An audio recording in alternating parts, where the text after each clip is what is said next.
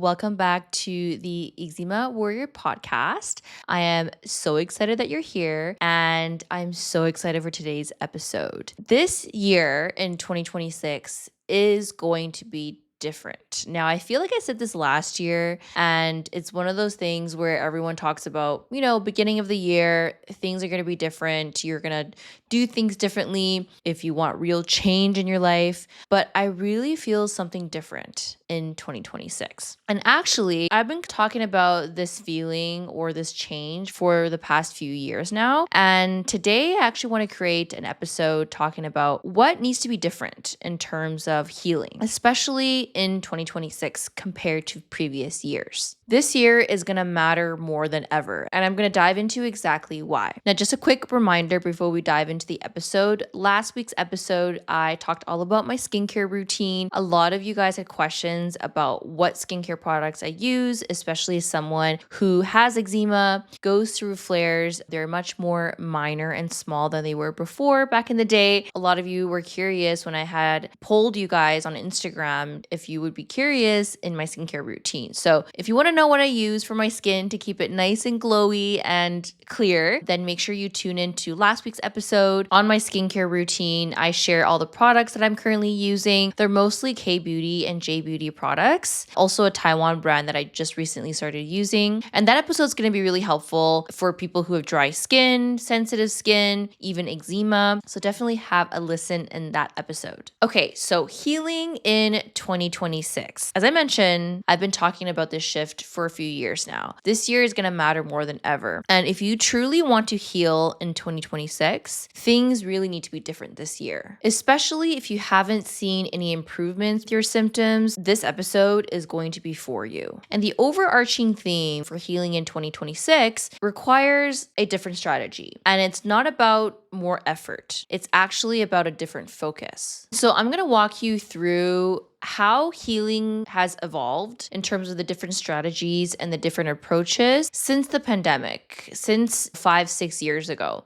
and why so many people are so burnt out, so exhausted, so tired from doing all the right things. You may be able to relate to this, and what actually supports sustainable healing moving forward. Also, what you shouldn't focus on this year. So let's go all the way back to the pandemic, which was in 2020 when COVID started. Healing has really gone through pretty clear phases to me, at least as a practitioner. First, in the initial year of the pandemic, that was the year where obviously everybody was stuck at home. We couldn't do anything outdoors, right? A lot of people spent a lot of time inside, either suddenly working on their health because there's nothing else to do, or they went the other way where they didn't take care of themselves and a lot of issues came. People got really comfortable being at home, let go a bit of their diet and lifestyle. Now, if you're listening to this episode and you started your journey during the pandemic, you may have noticed or have experienced yourself that was the phase or the era of fixing. So a lot of people were trying to find diets, find different supplements, find different health plans and protocols, and chasing root causes to figure out how to get to the root of their symptoms. This was also the time when the online world really popped off, right? Because everybody could only be online. We couldn't physically be outside or travel or do the things that normal human beings should be able to do because of COVID. A lot of people were purchasing products, courses, they're buying a lot of stuff online. Digital marketing also did really well in those years. But the point is, a lot of people were more interested in focusing on their health during that time. Of course, there's people that didn't. But from what I've seen as a practitioner, I've noticed there was a lot of people that really needed to work on themselves. Then after that era, that was like a year or two, that's when the nervous system healing started to show up. The trauma work, the awareness around stress and nervous system imbalance, which helped a lot of people, but also left others exhausted, overwhelmed, feeling like there's so many things to do on top of the diet stuff. And they were still symptomatic, so noticing symptoms, even though they were doing the right things. Then I would say in the last 2 years, so from 2024 to 2026, a lot of people have already been burnt out. I would say some of the shift became even more towards nervous system healing, which I love and swear by. You guys know I talk all about how important it is to work on balancing your nervous system. And many people did both. right? I know a lot of you are doing both. You're doing your nervous system practices, you're trying to eat healthy, you're on the protocols,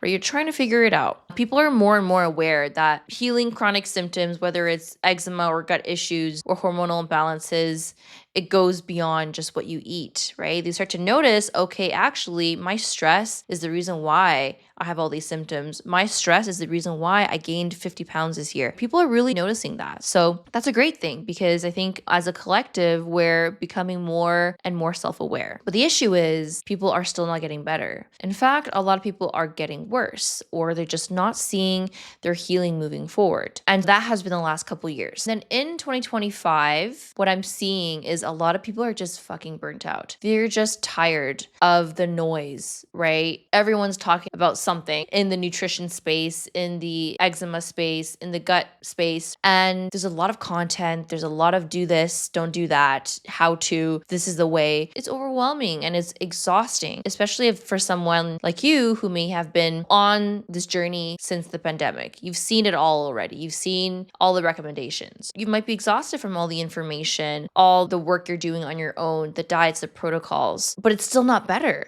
And I think it's really because of everyone just burnt out and tired from changes that we've experienced since the pandemic. I'm hearing a lot of people in my discovery calls and clients who are interested in working together is, I know what's wrong. I know I need to work on my root causes. I know root causes is important, which it is, in figuring out where the inflammation is coming from. I know, literally these are the words, I know it's my stress. I've been doing my meditation practices and all the things, and it feels like a full-time job, but I'm still waiting. I'm still waiting for the moment to feel normal again. What I'm seeing, and I anticipate for 2026 and moving forward, we're just doing too much that our bodies can actually handle. You're probably doing too much that your body can actually handle. And we're trying to fix things and rush things in a way. Even though consciously you're like, I'm not rushing. I know healing is not linear. It takes time. But subconsciously, deep in your subconscious, you have this feeling of, I need to fix this now because it's been so long. And so the question in healing in 2026 is no longer, how do I fix this right now? What do I need to do more to heal? And it's going to be, how do I heal in a sustainable way without overwhelm and without overdoing? Again, this is a theme that's not new. If you've been listening to me talk on this podcast and in my content, I've been talking about this for so many years, or at least the last couple years. And people are following behind because of that, because we still in the society feel that we need to do more in order to achieve a certain result. And with all the noise and the content, it naturally is going to make someone convince someone that they need to do more. So I'm really a different practitioner in a sense, because I don't really believe in doing more to heal. And that's definitely contrary to popular belief, right? Success equals doing XYZ. Success equals trying hard. Healing equals doing as much as you can. Healing equals throwing your body with everything it needs in order to heal. But it does not work that way. And I'm saying this from experience. I'm saying this from working with hundreds of clients over the past few years. More is not better. And in fact, can actually be worse, especially if you're throwing supplements and diets at yourself and your nervous system is so dysregulated, your body is in fight or flight, it doesn't even feel safe to heal. You're just going to be overstimulating your immune system, and that is going to backfire on you. So before we talk about the mindset shift, now that we know how things have changed in the last few years, I want you to notice something. If you're feeling stuck right now, here are a few things I want you to tune into your body. And if you need to pause this episode, do that. But think about if these are the questions you're asking yourself and thinking about at least. Are you constantly scanning your body looking for issues? Meaning, are you hypervigilant and hypochondriac in a way with your symptoms and wondering if this one rash is going to be the end all be all? When you do notice moments when your symptoms are calm, do you predict or assume that it's not going to be long lasting? That's a huge one. Every symptom that you experience, even if it's just a 1 or 2 times that you have it, you start looking for all the reasons why. Oh, I had a bad night's sleep last night. Okay, what could it be? Is it from this and this? Oh, I noticed hives last week. What are all the reasons? Is it this supplement? Is it that food? You're constantly searching for a reason. And sometimes your body just changes. Just because you have a few symptoms doesn't mean something's wrong with you. It's just part of life. There's stress triggers, there's environmental changes. It doesn't mean something is wrong with you. So I want you to think about that. if that's a constant thought that you have when it comes to your body. You don't fully trust the progress. So even though you can physically see that there's a little bit of change, or you're noticing better sleep or better digestion, you don't really see that as progress, because progress to you has to be perfect skin subconsciously. Okay. So these are the signs and symptoms that you may be more stuck in the healing cycle than you think. It's like you're anticipating to be sick all the time, that you're used to being chronically ill, that you're used to having eczema flares. So you just think that's going to be the rest of your life.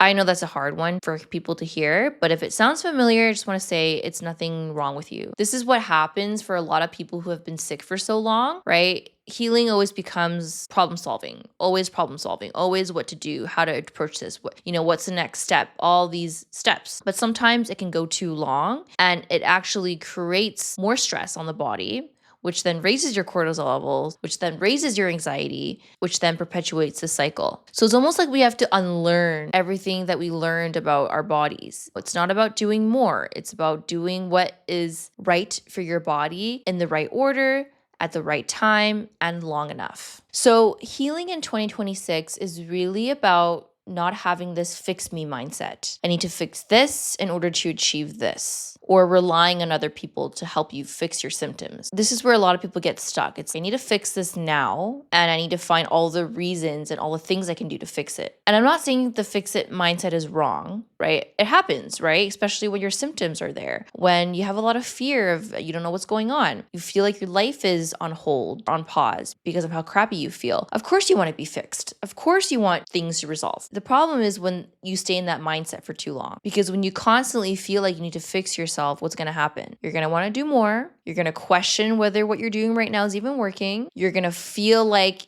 the days when you're not doing anything, it's not enough. Your body is going to feel like it's not safe to heal, because why would it feel safe if it constantly feels like there's a problem to fix? Or when your nervous system is on overdrive because of all the diets and supplements and protocols. It's not going to feel safe at all. This is why people also heal and relapse, right? It's okay, did all the things, so I'm like feeling a little bit better.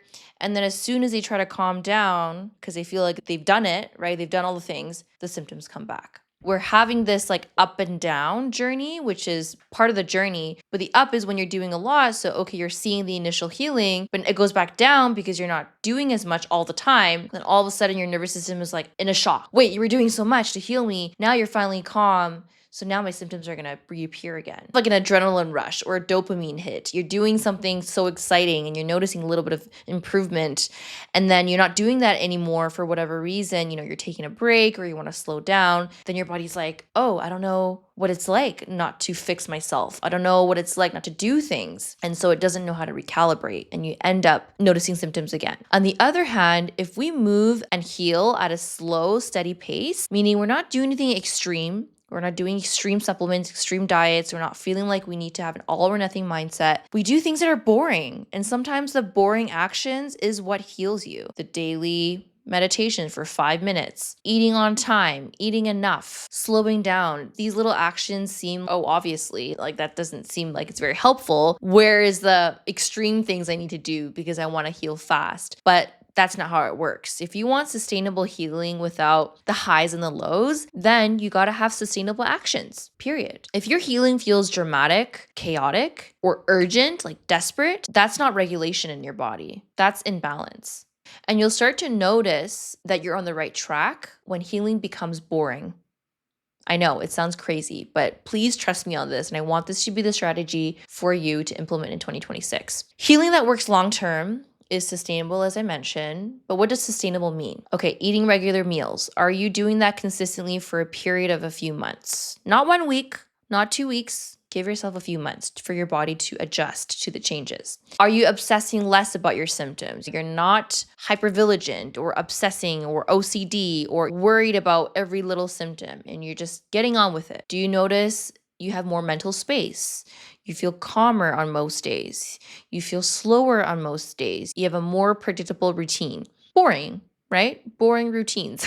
But that is what long-term healing looks like. So I want you to ask yourself this week, is my current healing plan or protocol something that I want to follow for the next 6 to 12 months? Is my healing plan or protocol something that I can maintain consistently for the next 6 to 12 months? If the answer is no, then something needs to change. You need to take out something that's overwhelming you or adding something that actually makes you feel good. So the takeaway for today's episode is we've seen a lot of change in the past few years when it comes to healing. And in 2026, it's really about moving from the fixing to how can I maintain? How can this be sustainable? And that could be different for everybody, right? Maybe for you this year, it's about cutting people out of your life so you have more space for healing. I don't know. Maybe it's trying to consistently sleep on time and wake up on time. Maybe it's just incorporating more protein-rich meals to stabilize your blood sugars. It could be anything that you want to focus on for you this year in 2026. And when we start to do those things daily, we focus our attention less on the outcome and more on what you're doing to achieve the outcome. And that can be a huge difference for someone that does heal faster in 2026 or not, because the more you focus on the outcome, the more anxious you're going to get about when it's going to happen versus if you just focus on yourself daily, on the daily actions, you're going to get there eventually. Healing in 2026, guys, isn't about doing something new. I think I'm repeating myself again, but I just want to really hone that in. And so if there's one thing you can take away from this episode, healing really works when your body stops feeling like it needs to be fixed all the time and just allowing it for what it is. Do the best as you can, but not too much. And that's it. And watch healing happen from there. Now, if you like this episode and you found it insightful, you're like, wow, Julia, this is speaking towards me, please let me know.